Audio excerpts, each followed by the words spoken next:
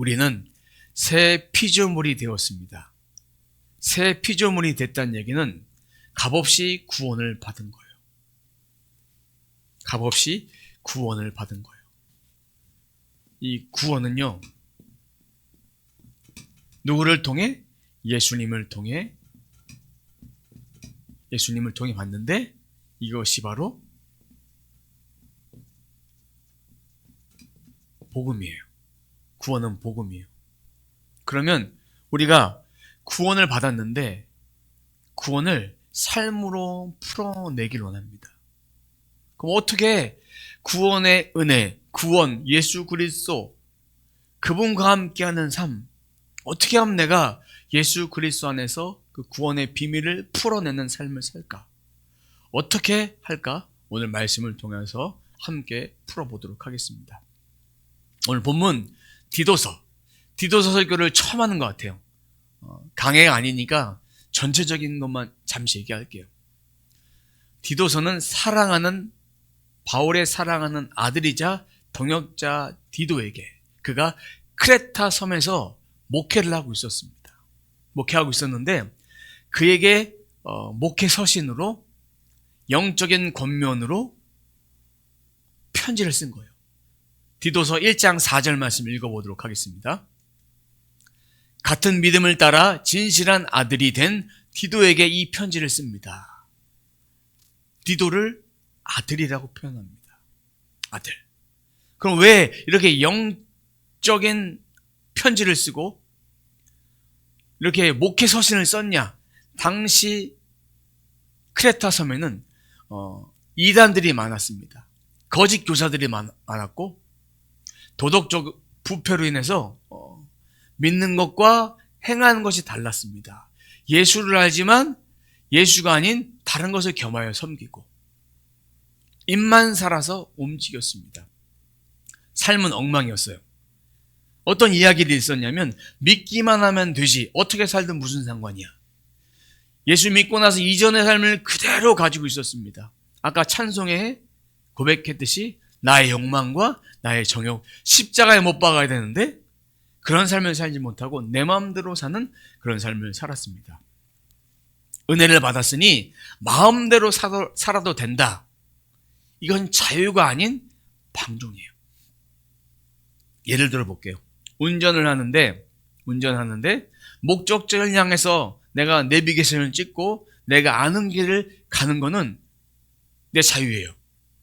내가 서울을 갈 때 어느 도로를 타고 가는지는 내 자유입니다. 방종은 뭐냐? 속도 위반하고 신호 무시하고 마음대로 달리고, 일방통행인데 일방통행이 아닌 반대 차선으로 들어오고, 그리고 오른쪽 차선을 타야 되는데 왼쪽 차선으로 역주행하고, 이거는 방종입니다. 이해가 되시죠? 하나님 말씀을 받고 구원받았다면 하나님의 말씀대로 살아가는 것이 바로 하나님이 우리에게 주신 복음의 자유함입니다. 오늘 본문에 보니까 모든 사람에게 구원의 은혜가 나타났다고 되어 있습니다. 11절 말씀 읽어보도록 하겠습니다. 모든 사람에게 하나님의 구원의 은혜가 나타났습니다. 여기서 말하는 모든 사람, 남자, 여자, 또 이방인, 유대인, 어린이,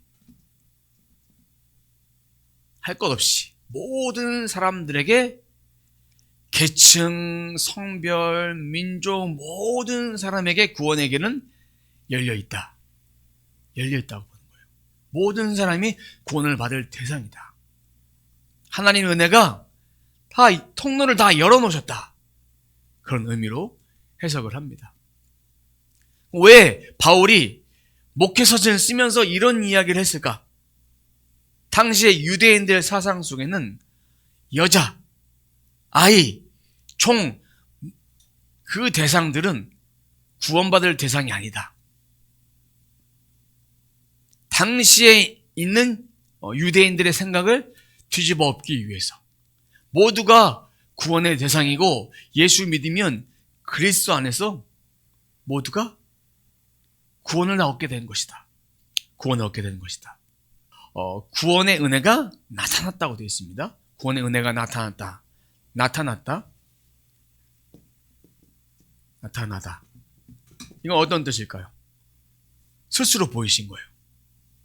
그러니까 보이시다. 그럼 뭐를 통해 보이셨을까요?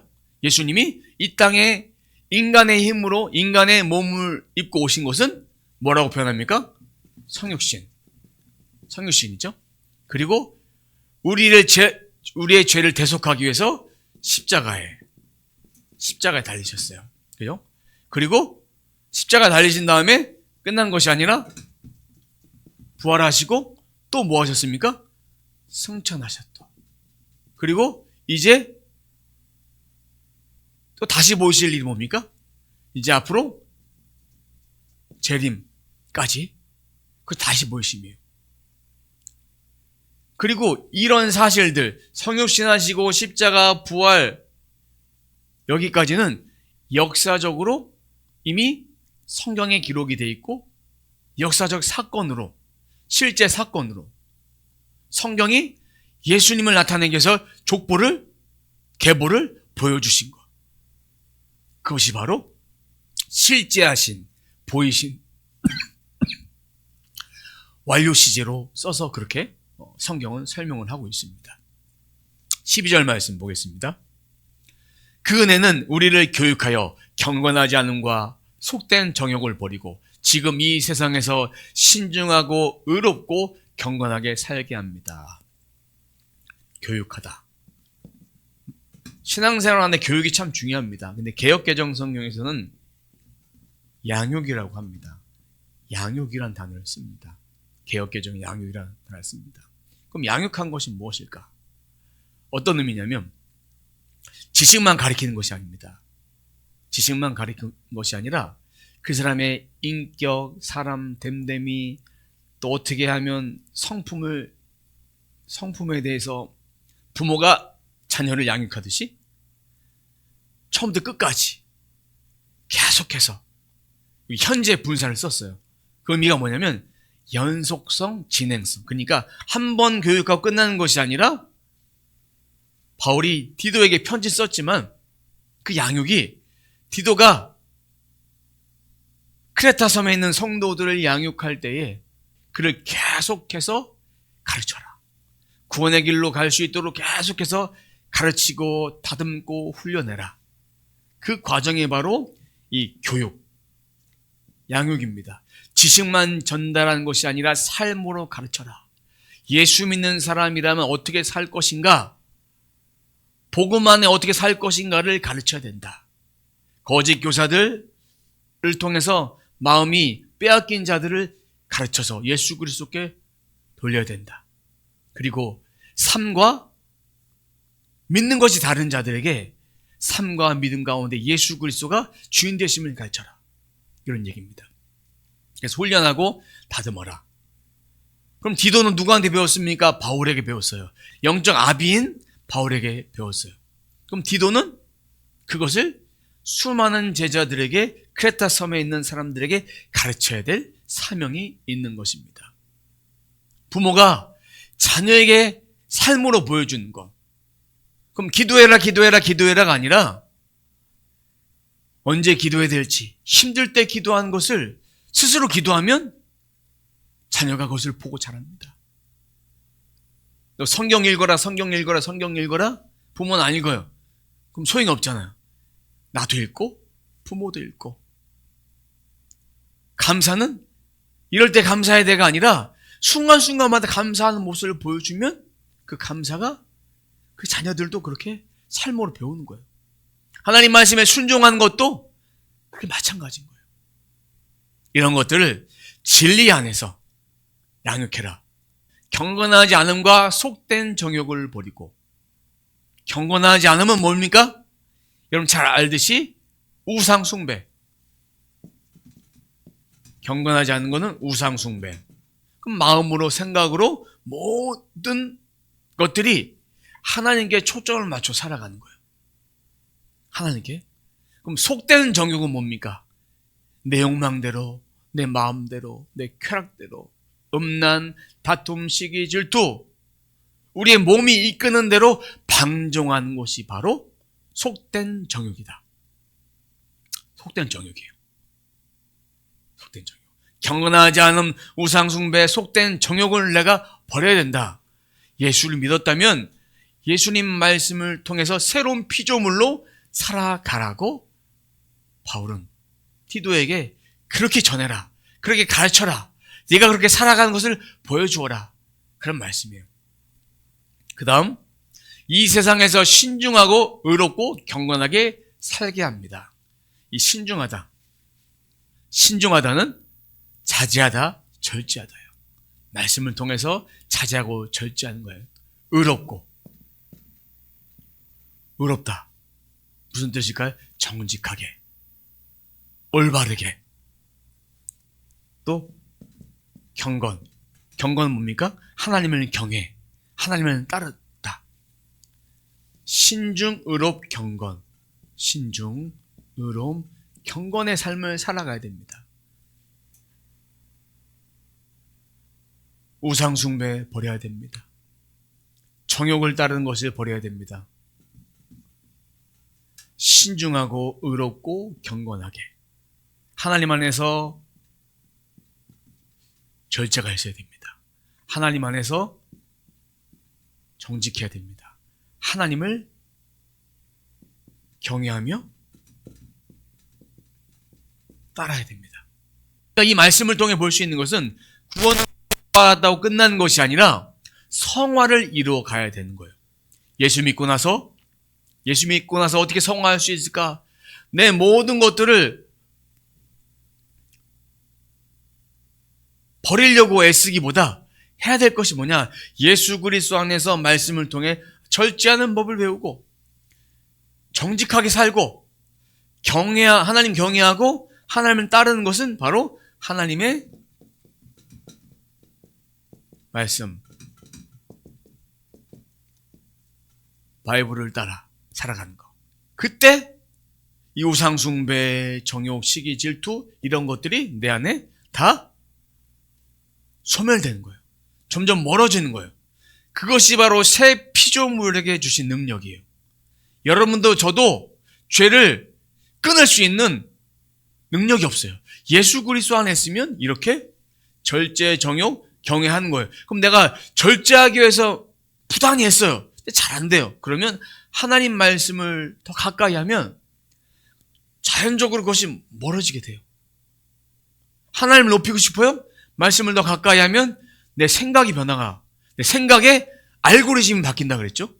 바뀌니까 하나님 뜻대로 살아가게 되는 거예요. 내가 정직하고 싶어요. 그러면 하나님 말씀대로 살아가면, 충만하게 살면 정직한 영을 우리들에게 부어주시는 거예요. 그러면 양육받지 않은 신앙생활 어떤 것일까요? 아까 얘기했죠. 크레타 섬의 사람들은 믿는 것 따로 행하는 것 따로, 믿기만 하면 되지. 이것이 바로 양육받지 않은 신앙생활, 말씀 가까이 하지 않는 신앙생활이에요. 우리들에게 예를 들면 설교는 듣는데 순종하지 않아요. 설교는 순종하지 않아요. 말씀보다 내 기준을 더 앞세워서 살아요. 그것이 바로 양육받지 않은 삶이에요. 교육받지 않은 삶이에요. 세상의 지식은 내 머리를 크게 할 수 있어요. 나를 더 성장시킬 수 있어요. 근데 하나님의 말씀은 내 영을 성장시키고 내 영을 깨끗이 하고 내 삶에 하나님 주신 말씀을 들을 수 있는 형통의 복을 받게 하는 것이 바로 하나님의 말씀이다. 하나님의 지식으로 우리가 충만해지면 그런 삶을 살 수 있게 됩니다. 그러면 아까 얘기했죠. 양육은 한 번 가르치고 끝나는 것이 아니라 계속해서 가르치는 것이다. 이 사람이 믿음의 삶으로 살아갈 수 있도록 계속해서 본으로 보여주고 계속 권면하고 훈계하는 것입니다.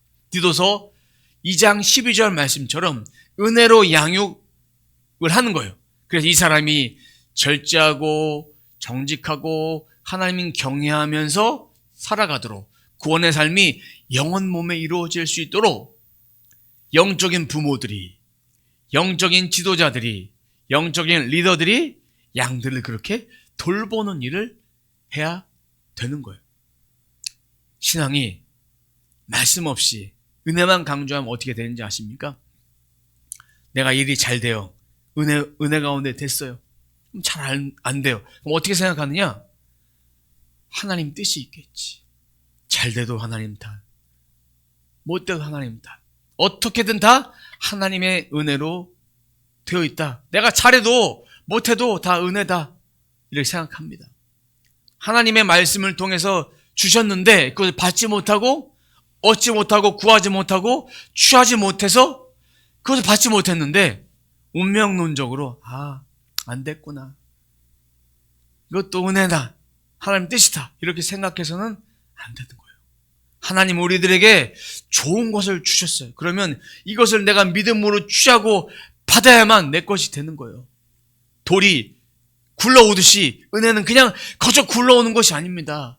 우리가 그 말씀을 받고 마음에 심고 영에 심고 그 말씀을 통해서 내 삶을 이루어갔을 때 하나님이 분명히 말씀하셨습니다. 이스라엘 백성에게 가나안 땅에 들어갔을 때 철병가가 있어도 이 발바닥을 밟아서 승리해서 이겨라 말씀하셨는데 우리들의 삶 가운데는 이것이 빠져 있어요. 이겨내야 됩니다. 돌파해 나가는 거, 믿음으로 그렇게 나가는 거, 그것이 필요한데 도전해 보지도 않고 상황이 힘드니까 안 돼라고 포기한 것은, 그것 하나님 뜻이야 라고 말한 것은 잘못된 것이다. 또 교회에서 믿음만 강조하면 어떻게 되는지 아십니까? 믿기만 하면 돼. 무조건 믿어. 그럼 됐어. 이렇게 되면 교회에서는 성도처럼 삽니다. 근데 가정과 사회에 나가면 어떻게 됩니까? 세상 사람과 똑같은 모습으로, 믿음 없는 모습으로 죽은 신앙으로 살아갈 수밖에 없는 것입니다. 은혜와 믿음의 균형을 이루어야 됩니다. 그러기 위해서 하나님의 말씀으로 돌아가라. 이 모든 것의 균형은 무엇이다? 하나님의 말씀이다. 말씀이다. 그러면 이 말씀을 우리가 취해야 될 몫이 있는 거예요.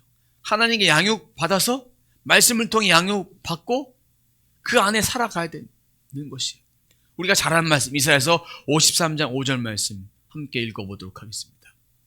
그가 찔린 것은 우리의 허물 때문이고 그가 상처를 받은 것은 우리의 악함 때문이다. 그가 징계를 받음으로써 우리가 평화를 누리고 그가 매를 맞음으로써 우리의 병이 나았다. 자, 그가 찔린 것은 우리의 허물 때문이에요. 이 허물이란 말은요, 허물이란 말은 히브리어로 페사라고 합니다. 페사인데, 페사는 뭐냐면 의도적인 실수가 아니에요. 알면서도 선을 넘는 거예요. 우리 허물. 하나님 말씀이 내게 들려와요. 내 양심에 들려와요. 하나님은 우리들에게 양심이란 필터를 주셨기 때문에 양심에 들려오는데 의도적으로 무시하는 거예요. 주일 예배 꼭 드려야 된다. 다른 사람 욕하지 말아야 된다. 시기 질투하지 말아야 된다. 이거 우리 양심에 이미 다 주셨어요. 근데 그것을 의도적으로 무시하고 내 마음대로 하는 거예요. 그러면서 그때 하는 말이 있어요. 다들 그렇게 살지. 타협하면서 불의하면서 인간이니까 그럴 수 있지 라고 넘어가는 것이 바로 우리의 허물이다. 이해가 되셨죠? 다음 말씀. 그가 상처를 받는 것은 우리의 악함 때문이다. 이 상처, 히브리어로 다카라고 합니다. 다카는 뭐냐면 이 상처, 단순히 우리가 몸에 상처가 생겼을 때 그런 상처가 아니라 가루가 으스러지도록 만드는 거예요. 그러니까 짓밟힘을 당하는 거예요. 이 상처. 단순히 긁힌 수준이 아니라 상처가 가루가 되도록 짓밟히는 거. 십자가 선상에서 그런 일을 예수님은 당하셨다. 죄책감, 마음 눌림, 수치심, 이 모든 것들을 주님이 십자가에서 받아내신 거예요. 우리의 자존감이 십자가에서 회복이 됩니다. 깨어진 관계가 치유가 됩니다. 그리고 우리가 절제하지 못하는 그 중독, 습관으로부터 자유하게 됩니다. 그것이 바로 주님이 상처를 받으셔서 우리를 회복시키는 능력이 있는 것입니다. 이어서 봅니다. 그가 징계를 받음으로써 우리가 평화를 누리고, 이 징계는 징계를 받. 그 징계는 무엇이냐? 마땅히 받아야 될 죄예요.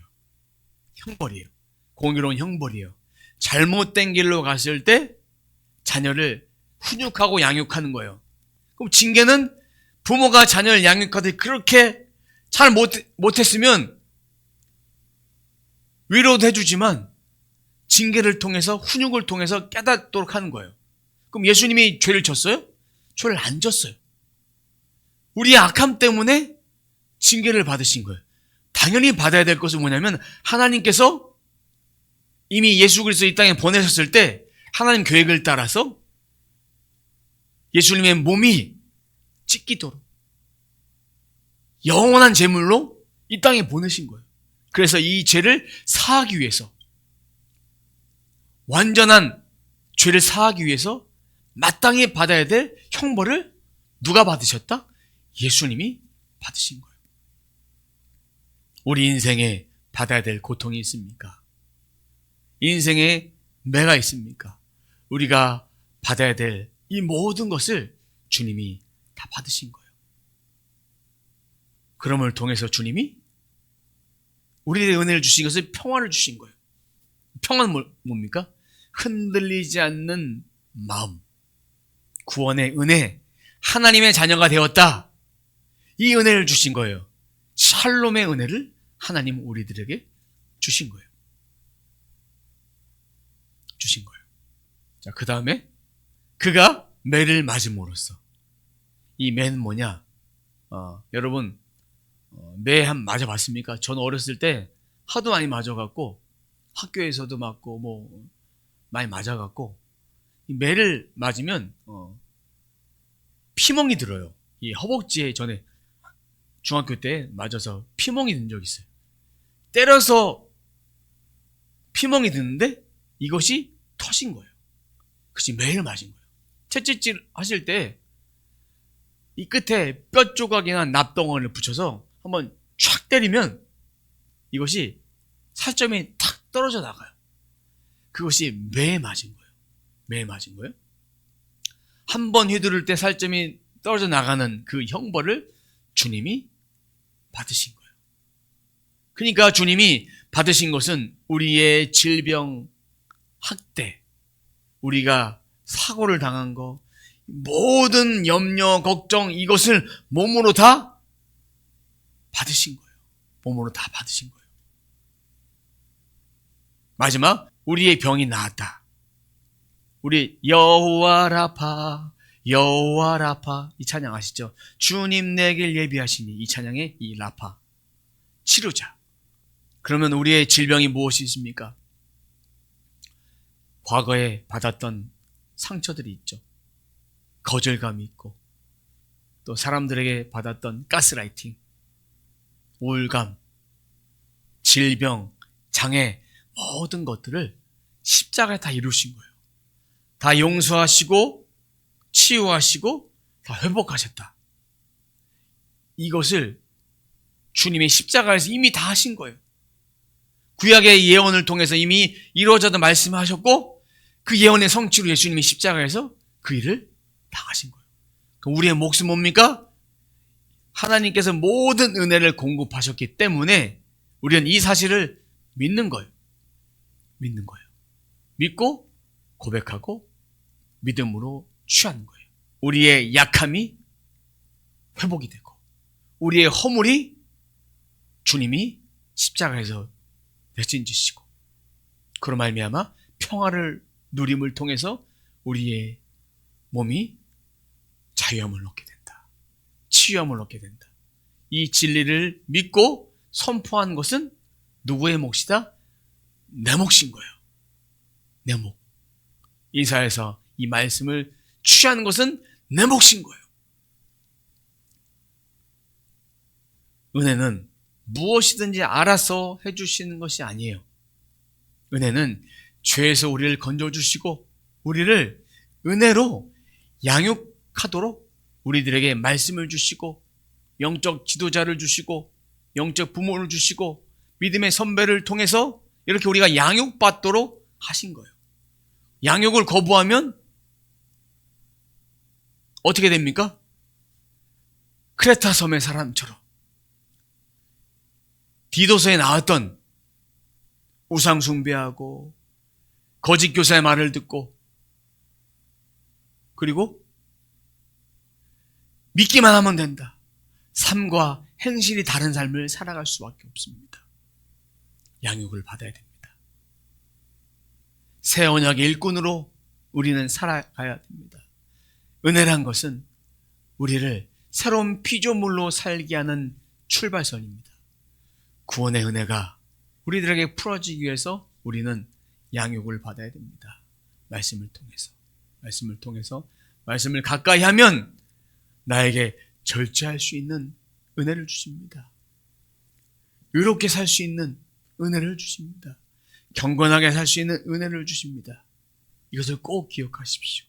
십자가에서 이미 이루신 그 말씀과 함께 우리가 어떻게 살아가야 될 것인가. 십자가 이루신 그 말씀을 통해 우리가 취하는 것은 우리 몫이다. 그러면 오늘 본문 말씀을 내가 취한다. 오늘 본문 말씀을 내가 취함을 통해서 정말 내 안에 십자가의 은혜가 이루어지기 원한다. 은혜가 이루어지기 원한다. 그러면 주님 안에서 나는 이미 의롭게 됐다. 영으로 의롭게 됐으면 이제 우리를 사탄이 공격할 수 있는 것은 무엇이냐? 우리의 혼, 우리의 몸 공격할 수 있어요. 그래서 의롭게 하기 위해서 예수 그리스도의 말씀을 내가 붙드는 거예요. 그리고 이 말씀을 가까이 함을 통해서 우리의 삶 가운데 나를 공격해도 어떠한 흑암의 권세가 나를 공격해도 나는 쓰러지지 않을 거야. 예수 그리스도 안에서 우리는 그렇게 할 수 있습니다. 그렇게 될 수 있어요. 하지만 입술로만 하는 신앙이 아니라 진짜 입술로 고백하고 마음으로 받아들이고 그리고 내 말씀이다 받아들임을 통해서 말씀의 순종함을 통해서 하나님 말씀으로 양육을 받을 때에 우리는 그 구원의 은혜를 지키며 참 자유한 인생을 살아갈 수 있습니다. 우리 인생이 방종한 인생 되지 않기 원합니다. 하나님을 가까이 하는 인생 되기 원합니다. 결론은 성경으로 돌아가야 됩니다. 은혜를 풀어내는 방법 우리가 고백하는 거예요. 우리가 믿는 거예요. 우리가 그대로 살아내는 거예요. 그것이 우리의 몫이다. 하지 않으면 구원의 은혜가 우리 삶에 1도 관심 없는 것처럼 1도 관여하지 않는 것처럼 그렇게 될 수밖에 없습니다. 신앙은 덥든지 차든지 해야 되는데 우리가 가슴은 뜨겁게 머리는 냉철하게 그렇게 성령으로 충만해질 때 우리가 하나님 말씀을 통해서 진정한 은혜를 따라 진정한 말씀을 따라 살아갈 수 있게 됩니다. 바라기는 오늘 말씀을 통해서 구원의 은혜가 모두의 삶 가운데 잘 풀어서 흘러넘치길 주님의 이름으로 축원합니다. 하나님 감사합니다. 오늘 저희들에게 구원의 은혜를 어떻게 풀어내는지 그 비밀을 우리가 말씀을 통해서 잠시 살펴보았습니다. 단 한 가지입니다. 하나님 말씀으로 양육을 받기를 원합니다. 은혜를 통해서 하나님 주신 그 말씀을 따르기를 원합니다. 따르고 그 따른 것으로 끝나는 것이 아니라 우리가 그것을 믿고 고백하고 내 것으로 취하고 내 말씀으로 취하면서 하나님이 내 인생의 주인 되어 주십니다. 하나님만이 나와 함께 하십니다. 이 고백을 우리가 계속해서 온전히 주님의 앞에 고백하기를 원합니다. 양육은 한 번 받고 끝나는 것이 아니라 계속해서 그 양육을 받는 것입니다. 우리 안에 진정한 양육이 있기를 원합니다. 우리 안에 진정한 양육, 하나님을 가까이 하는 그런 은혜가 있기를 원합니다. 그럴 때 우리 인생이 바뀝니다. 우리의 영혼 몸이 치유가 되고 온전한 회복이 일어납니다. 주님, 한 번 좋아졌다고, 한 번 괜찮아졌다고 끝내버린 인생이 아니라 끝까지 하나님 말씀 붙들고 우리 인생의 참된 양육자 되신 하나님 아버지를 내 마음에 모시고 주님으로 모시고 그렇게 살아갈 수 있도록 저희들을 붙잡아 주옵소서. 이 말씀이 내 속에 영과 혼과 몸에 충만하게 흐르게 하옵소서.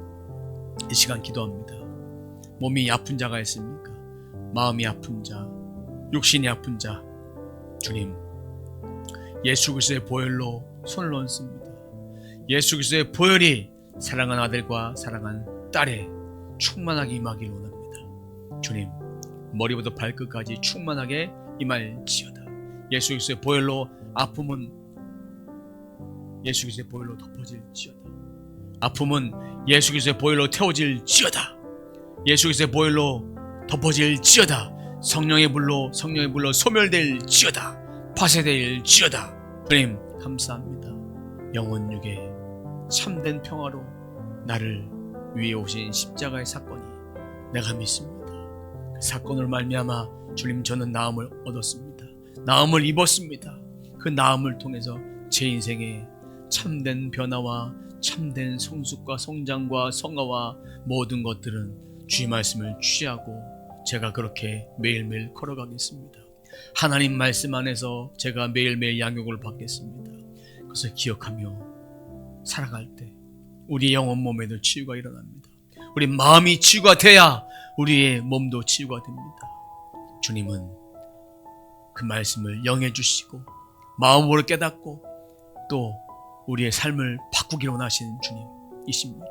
주님, 우리 안에 참된 자유함으로 아버지 묶여 사는 인생이 아니라 자유한 인생 되어줄 수 있도록 주님이 우리의 영혼 몸을 자유케 하옵소서. 모든 치유는 예수 그리스도의 은혜로 말미암아 치유될지어다. 치유가 됐고 나는 선포합니다. 이 선포의 말씀을 내가 마음으로 믿습니다. 마음으로 고백합니다. 변치 않습니다. 이 말씀이 나와 함께 하심을 믿습니다. 주님 감사합니다. 주님 감사합니다. 예수님의 이름으로 기도드립니다.